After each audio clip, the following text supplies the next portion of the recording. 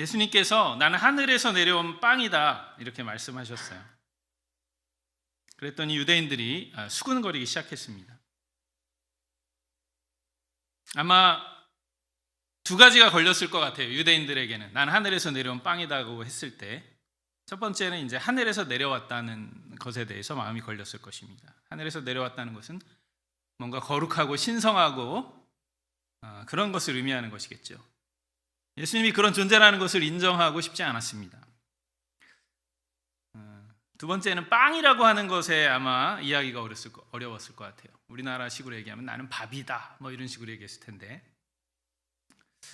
나는 많이 양보해서 하나님이 보내신 선지자라든지 내가 하는 메시지는 하나님이 주신 메시지다 이런 식으로 말했으면 아마 그렇게 수군거릴 정도까지는 아니었을 텐데 나는 하늘에서 내려오는 빵이다 이렇게 얘기하니까 이해하기가 어렵죠. 일단 무슨 빵 같은 소리를 하고 있어 이렇게 아마 생각했을 것입니다. 이해하기가 쉬운 얘기가 아니죠. 그러면서 그들은 예수님의 백그라운드에 대해서 얘기하고 있어요. 이 사람 틀림없는 요셉의 아들 예수야. 우리가 알고 있어. 아버지 어머니를 다 알고 있어. 어렸을 때부터 그가 어떻게 커왔는지 그런 거 다 알고 있어. 그가 뭐 하늘에서 내려왔다고? 그러면서 수군거리고 있어요. 그냥 동네 청년에 불과한데 어떻게 하늘에서 내려온 것인가? 우리가 그의 혈통을 다 알고 있고 그가 어떻게 성장했는지를 다 알고 있는데 그는 하늘로부터 내려올 수 없는 그냥 평범한 목수에 불과하다 이렇게 생각할 수 있습니다. 그러면서 수군거렸어요. 수군거린다는 건 뭐죠? 일단 그 예수님이 하신 말씀을 믿지 않는다는 것이고 조롱한다는 것을 얘기하는 것이죠. 그 말을 받아들이지 않겠다고 얘기하고 있는 것입니다. 그럴 때 이제 수군거리죠. 이 세상도 아마 하나님의 말씀을 수군거릴 수 있어요. 뭐 그런 말을 하고 있어. 시대에 맞지 않는 말을. 이 세상 사람들뿐만 아니라 때로는 우리 자신도 저 자신도 하나님의 말씀을 수군거릴 때가 있을 수 있어요. 이 세상 살아갈 때 이 말씀이 우리의 삶에 잘 적용되지 않고 또 적용하고 싶지 않고 그럴 때 우리는 수군거리는 것을 발견해요. 내가 얼마나 믿음이 없는지 하나님의 말씀을 믿지 않고 있는지 심지어는 놀라울 정도로 하나님의 말씀을 믿지 않고 살아가고 있구나 하고 깜짝 놀랄 때가 있습니다. 사실 잘 믿지 않죠. 우리가 그걸 기억해야 돼요. 믿음의 문제는 교회 다니지 않는 사람들만의 문제가 아니에요. 나 자신의 문제이기도 해요. 그렇게 그 사람들이 수군거리고 있을 때 예수님이 하신 말씀은 수군거리지 말라는 거예요. 수군거리지 말라. 우리 안에 그런 수군거림이 있을 때 하나님의 말씀에 대한 조롱과 또 믿지 못하겠는 그런 마음들이 우리 안에 용솟음칠 때 하나님이 우리에게 말씀하시는 것은 뭐냐면 수군거리지 말라는 거예요. 현실만 보고 땅만 보고 형편만 보고 지금 되어져 가는 상황만 보고 수군거리지 말고 수군거리지 말아라. 그게 예수님 우리에게 주시는 말씀이에요. 수군거리지 않는 것은 어떻게 하는 것이죠? 하늘을 바라보는 거예요. 현실만 바라보지 않고 하늘을 바라보는 것. 수군거리지 않는 것이죠. 그렇게 믿지 않고 조롱하는 사람들 가운데서 예수님이 사역하시지만 예수님은 전혀 그들에게 위축되지 않았어요. 왜냐하면 이 모든 사역의 시작과 과정과 끝은 하나님으로부터 나온다는 것을 예수님은 확실하게 믿고 있었기 때문이에요. 너희들의 반응이 지금 수군거리든 믿지 않든 조롱하든 그것이 예수님에게는 그렇게 중요한 것이 아니었어요. 예수님은 하나님이 보내서 오셨고 또 하나님이 보낸 사람들을 분명히 그리스도께로 이끌어 오실 것이라는 것을 예수님 분명히 아셨어요. 그리고 마지막 날에 분명히 그리스도께 인도한 그 사람들을 하나님이 부활하게 하실 것이라는 것을 예수님은 믿고 있었어요. 우리가 또 하나 기억해야 될 것은 뭐냐면 우리의 인생에 걸어가는 그 걸음들 또 특별히 사역을 감당하고 하나님이 뜻대로 그렇게 걸어갈 때 우리가 기억해야 될 것은 우리가 놓치기 쉬운 것은 뭐냐면 하나님께 주도권을 내어드리는 거예요. 하나님께 주도권을 내어드리는 거예요.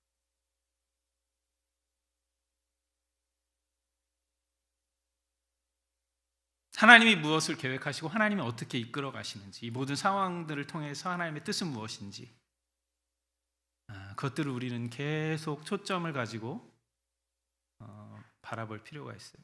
하나님 이것을 통해서 무엇을 하기를 원하시지? 우리는 자꾸 내가 뭔가를 해내야 한다고 생각해요. 내가 뭔가를 해야 이런 결과들을 만들어낼 수 있을 거라고 생각해요. 이 세상은 사실 그런 메시지를 계속 보내고 있어요. 네가 하고 네가 더 열심히 하고 네가 뭔가를 해야 그 결과를 얻어낼 수 있을 것이다. 어떤 부분에서는 우리가 해야 될 역할이 있는 것은 맞지만 그것보다 더 중요한 것은 그것이 하나님이 나에게 맡기신 일인가? 하나님이 원하시는 일인가? 하나님은 어떻게 하기를 원하시는가? 이렇게 눈을 들어서 하나님을 늘 묵상하고 하나님이 바라시는 것이 무엇인지 그것을 확인하는 것이 제일 중요해요. 예수님은 그 관점을 한시도 놓지 않으셨어요. 하나님께서 부르신 사람들을 분명히 하나님이 이끄실 것이라고 말씀하셨어요. 그리고 하나님의 말씀을 듣는 사람들에게, 하나님의 말씀을 배우는 사람들은 반드시 예수님께로 올 것이라고 말씀하셨어요. 왜냐하면 예수님은 하나님의 가르침의 정점이기도 하고 또 하나님을 직접 본 분이시기도 하고 하나님이 보내신 자이기 때문에 그래요. 그리고 그렇게 예수님을 믿는 자에게 영생이 있을 거라고 그렇게 말씀하셨어요.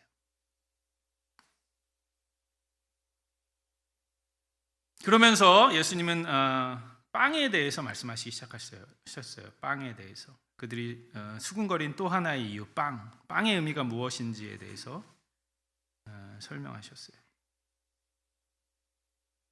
근데 빵이 어떤 빵이냐면 생명의 빵이라고 말씀하셨어요. 너희 조상들이 광야에서 먹은 만나, 너희들이 지금 먹고 있는 그 빵과는 다른 것이다. 그저 육신적인 빵이 아니라는 것이죠.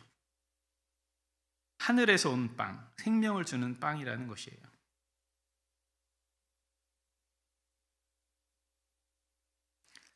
그냥 나의 가르침을 받아들이고 내 메시지를 그냥 믿어라 이 정도로 마무리하지 아니하고 왜 예수님은 굳이 어찌 보면 이해할 수 없는 빵이라는 비유를, 빵이라는 내용을 사용하셨을까요?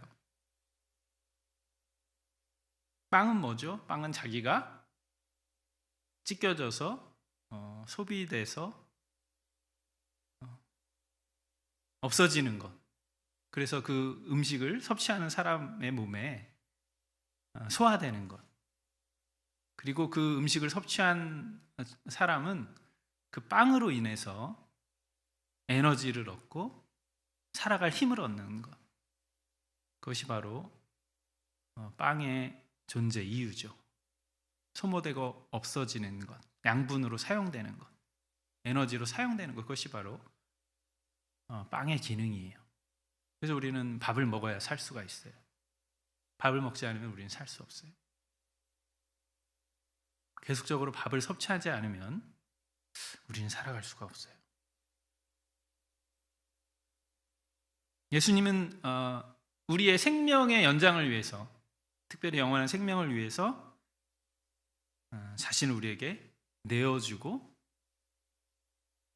소비되어지는 그런 존재로 자신을 이렇게 표현하고 있는 것이죠.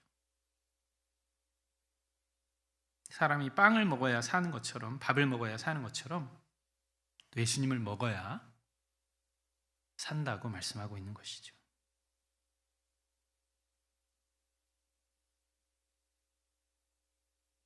이 말씀은 바로 본인이 십자가에 달려서 찢겨져서 죽으심으로 말미암아 그 사실을 받아들이고 그 사실을 먹는 사람들에게 생명을 주실 것이라고 하는 것을 말씀하고 계시는 것이죠. 갈기갈기 찢겨져서 우리 안에 들어오시는 그 분에 대해서 말씀하고 계시는 것이죠.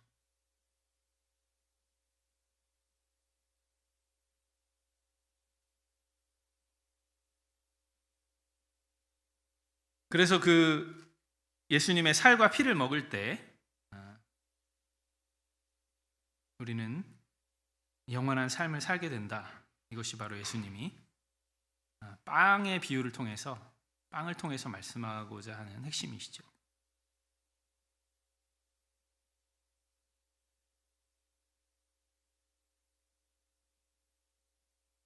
그냥 그 예수님의 메시지를 그냥 머릿속에 간직하는 것으로는 충분하지 않아요. 그냥 머릿속에 아는 지식으로 간직하는 것으로는 충분하지 않고 그것을 씹고 또 씹어서 그것이 우리의 생각과 마음과 손과 발을 지배하고 우리의 모든 행동과 말과 태도를 지배하는,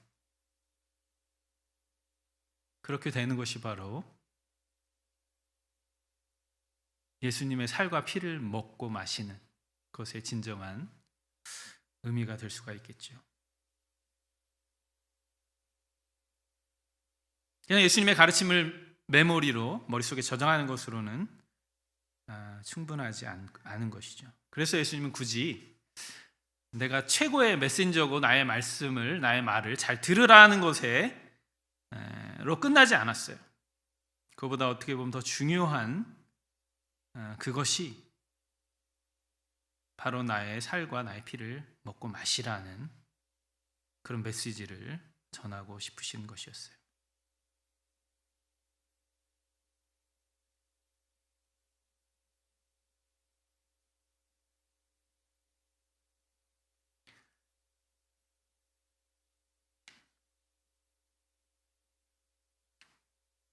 예수님의 살과 피를 먹고 마시는 것은 현재적으로 우리에게 무엇을 의미하냐면 그것은 예수님의 죽으심을 깊이 받아들이는 것을 의미해요. 1차적으로 예수님의 죽으심. 그 죽으심이 누구를 위한 것이다? 나를 위한 것이다 라는 걸 받아들이는 거예요. 나를 위한 것이다.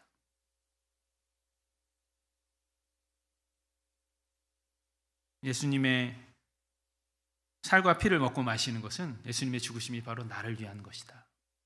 나의 무엇을 위한 것이다? 나의 죄와 나의 죽을 수밖에 없는, 죄로 인해 죽을 수밖에 없는 나 자신을 구원하시기 위한 그 죽으심이라는 것을 받아들이는 것을 의미하는 것이죠. 그 사실을 우리가 받아들일 때 어떤 일들이 일어나냐면 우리가 영원히 살게 되는 것이죠. 나의 죄로 죽을 수밖에 없는, 내가 예수님이 대신 우리를 죽어주심으로 말미암아 영원히 살게 되는 그런 일들이 일어난다는 것을 우리가 받아들이는 것을 얘기하는 것이죠. 그럴 때 우리는 어떻게 되냐면 예수님과 온전한 연합을 이루게 되죠. 나의 살을 먹고 나의 피를 마시는 사람은 누구든지 내 안에 있고 나도 그 사람 안에 있다. 사실을 받아들이는 것, 그리고 주님과 온전하게 연합되는 것, 그 일들이 일어나는 것이죠.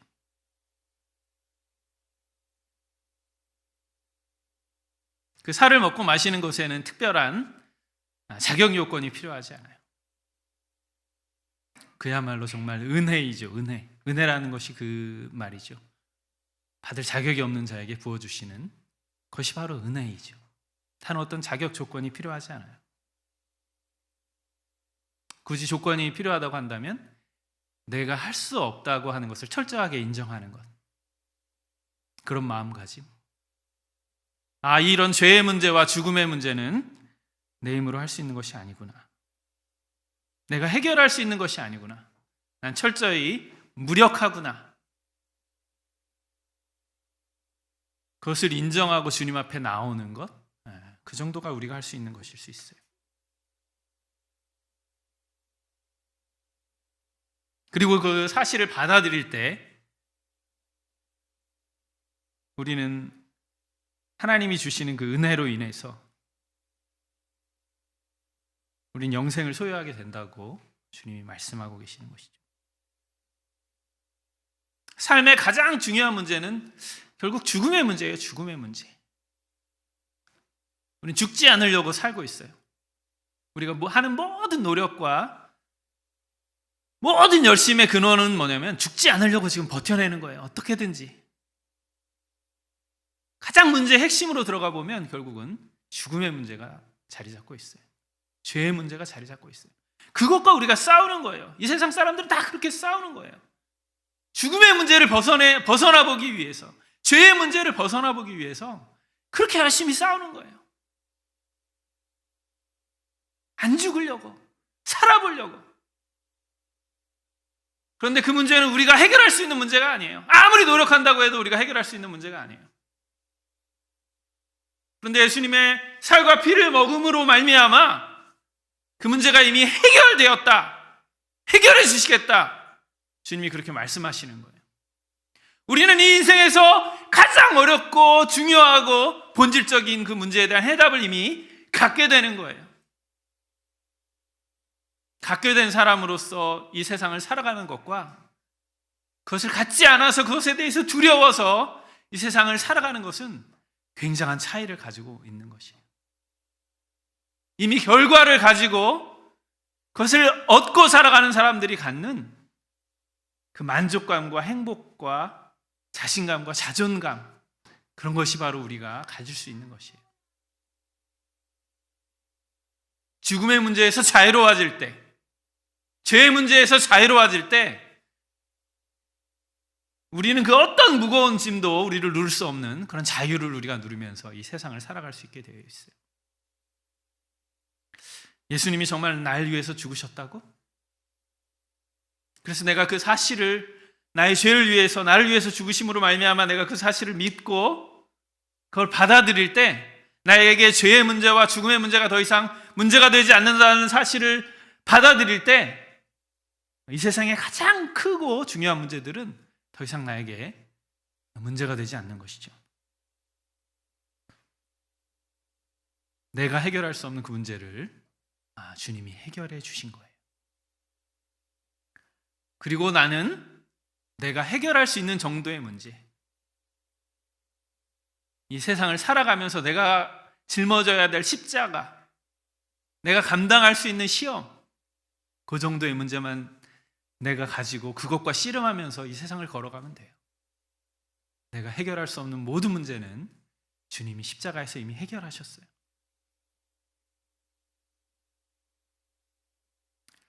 결과를 알고 경계하는 것과 결과를 알지 못하고 경계하는 것은 천지 차이가 나는 것이죠.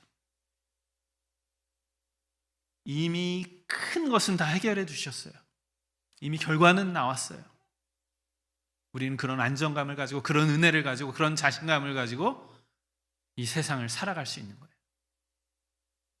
우리가 해결해야 될 문제들은 작고 소소한 것에 불과해요.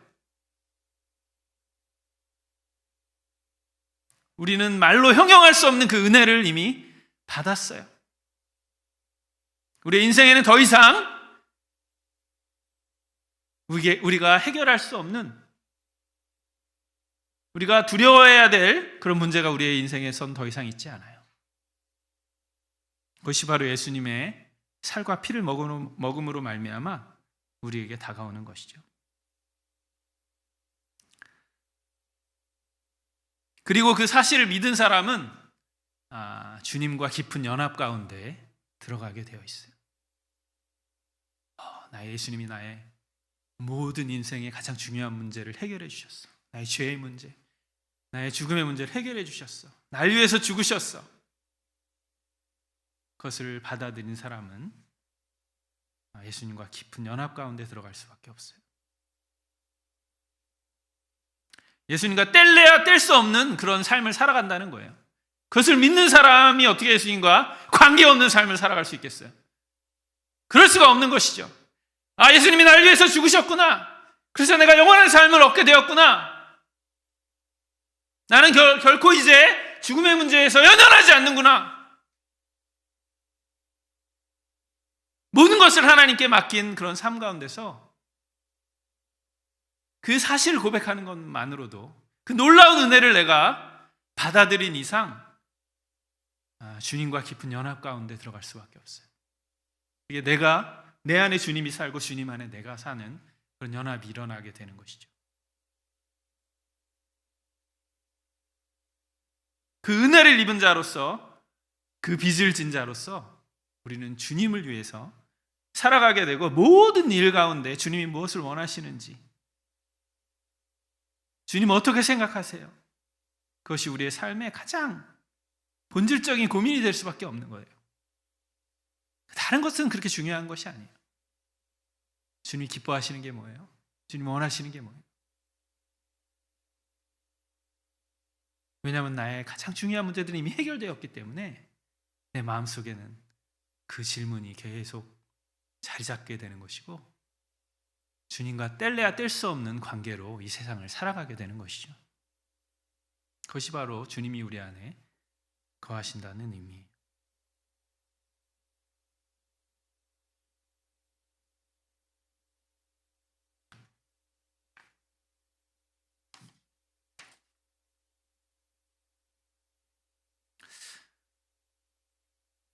오늘 말씀을 통해서 우리가 그 예수님의 십자가의 죽으심, 그것이 바로 나를 위한 것이었다 하는 것을 깊이 있게 인정하고 받아들임으로 말미암아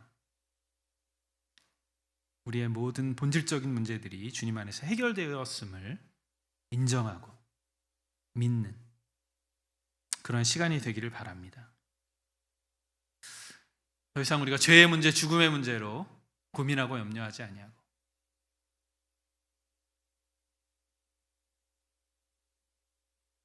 내가 이 모든 인생의 문제들을 다 해결하려고 노력하지 아니하고 그 주도권을 하나님께 맡겨드리고, 단지 해야 할 일은 하나님이 무엇을 기뻐하시고 무엇을 원하시는지, 하나님이 내 삶의 모든 것을 이루어 주셨는데, 가장 중요한 것을 이미 이루어 주셨는데, 그렇다면 나는 어떻게 해야 할까요? 그것을 고민하는, 그것을 찾아가는, 그것을 발견해가는 그런 우리의 인생이 되길 바랍니다.